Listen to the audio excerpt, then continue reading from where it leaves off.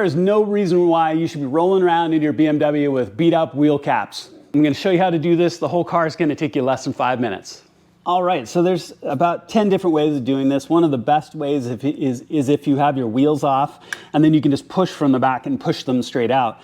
But if you don't want to bother taking your wheels off, you don't have to. These are actually not held in all that strongly, so you can, even if you have a strong suction cup, which I've seen it done, pressing a suction cup on and pulling them out and they pop right out.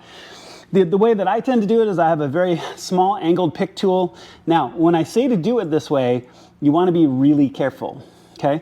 You don't want to scratch your wheels. If I'm going to scratch anything, which I'm not going to, but I want to scratch this cap if I'm going to scratch anything. So I'm just very, very careful as I come in at an angle to get into the cap itself. You can see as it starts to move, just get it into the cap, bang, just like that. That simple. Take the new one, it has similar fingers on it. Orientation doesn't matter because it's going to orient itself. It's a pretty tight fit, but just get it squared away in just like that. Okay? Like I said, this whole thing is going to take you less than 5 minutes for the whole car. But I really do love these.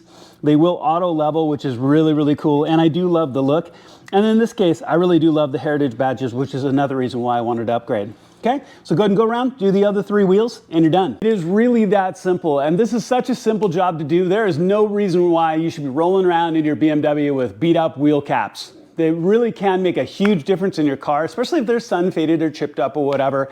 You change these, and I don't know about you, but it really makes my car look cleaner to have these really look good. Or you can choose to do an auto leveling upgrade like these are, which I really enjoy.